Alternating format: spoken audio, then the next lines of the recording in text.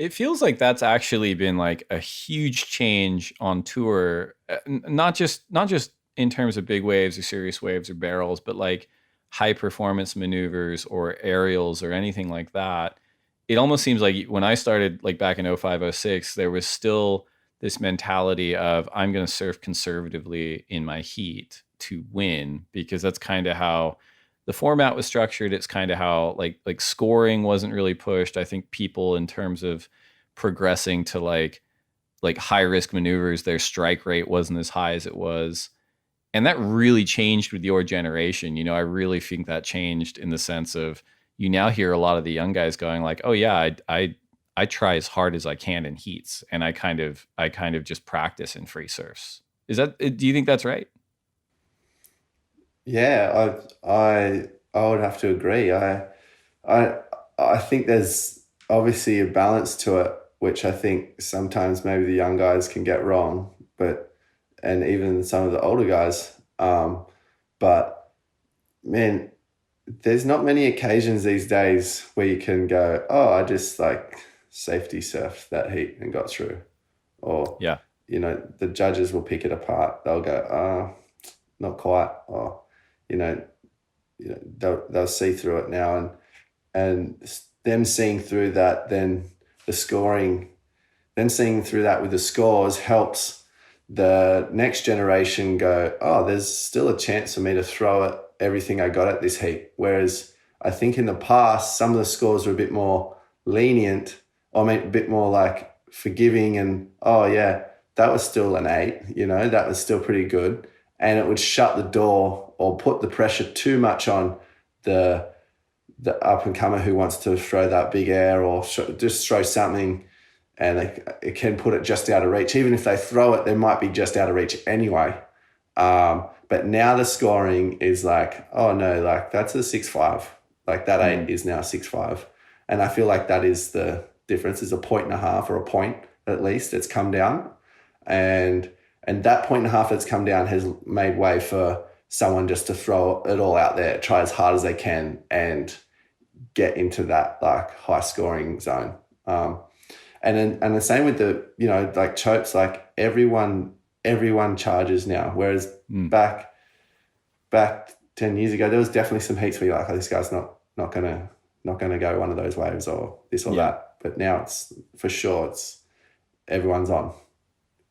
It's funny, like I've traveled with the judges pretty much my whole career, and they just like cop all sorts of hell from everybody all the time. Like everyone on social media, and everyone's got an opinion and this and that. And I mean, even on this, even I always say this, like when we're at an event, I'm like, look, like there's 36 guys in the event, there's 18 women. Like the end of the day, only at the end of the event, only one surfer is going to be happy because everyone else is going to feel like they got underscored, and even that person's probably like, yeah, I got underscored too, you know. So they just cop so much shit. But I think the thing that goes unappreciated is throughout that, at least in my experience, like the 2006 to the modern era, they are hugely responsible for encouraging better surfing, you know, through the way they've interpreted scoring and the way they've rewarded like just surfers pushing themselves and keeping those scores low for conservative surfing. Yeah, well, I think they've had a huge part in the way world titles have unfolded. The Mm-hmm. way they want to judge is basically what's dictated champions and dictated the top five, the top 10, even the people that are going to fall off.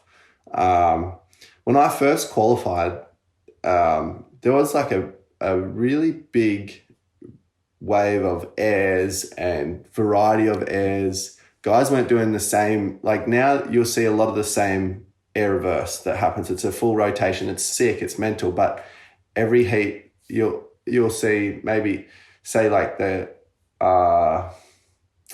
Portugal one where Italo wins. It would be the same air every single time that he tries it and we'll get the score. Mm-hmm. Whereas back when I first qualified, you would have seen slobs, mutes, Right. um,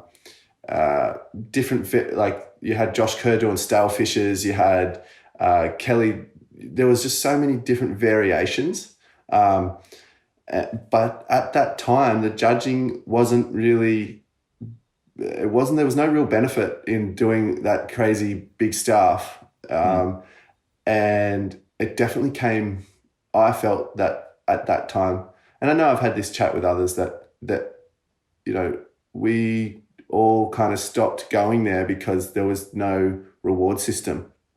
And we were more focused on our rail surfing and whatnot. And you know, that was the times where there was world champions that were doing rail surfing, and that was being rewarded. And he looks like another roll-in's coming.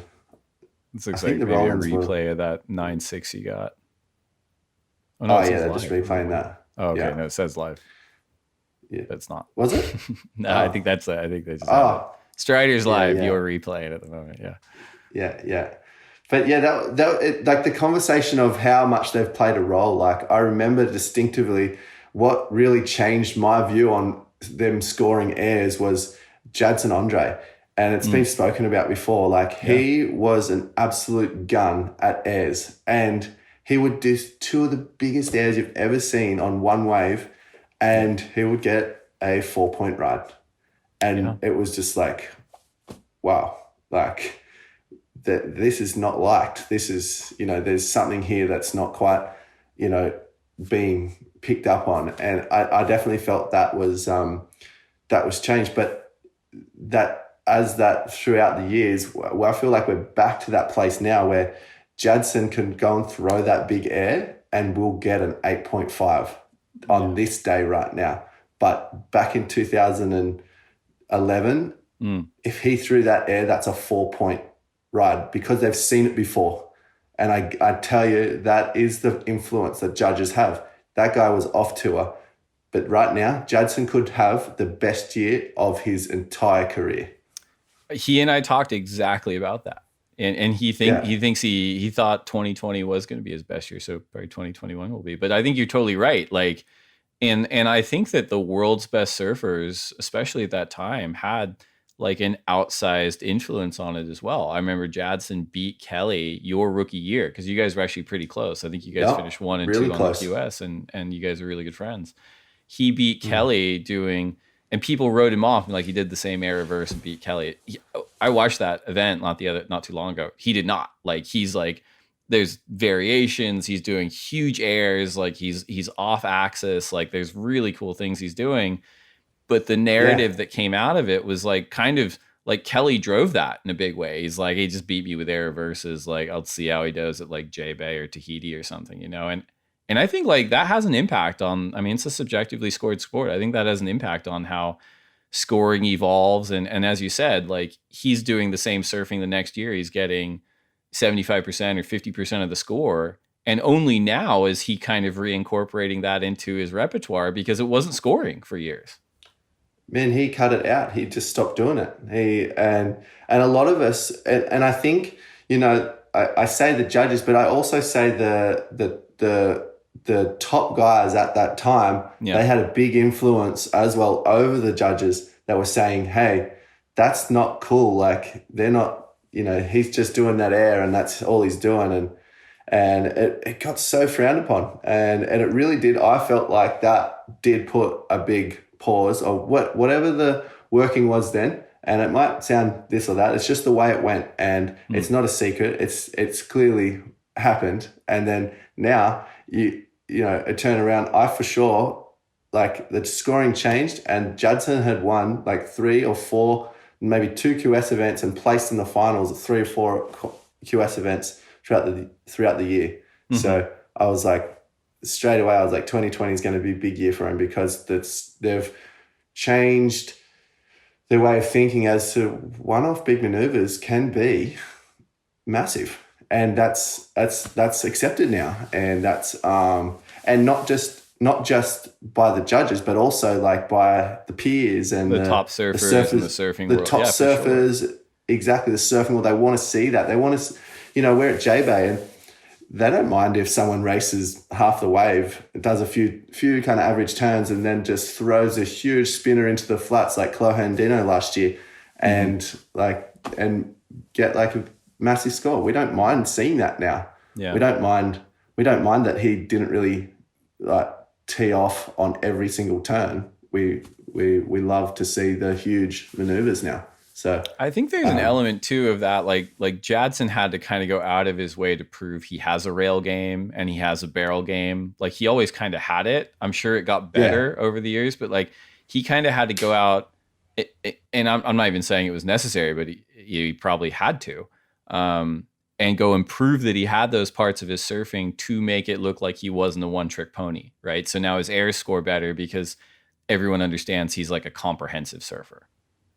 Yeah, it's a tricky game. I think he definitely got better at all of those things when he stopped doing those big one-off airs.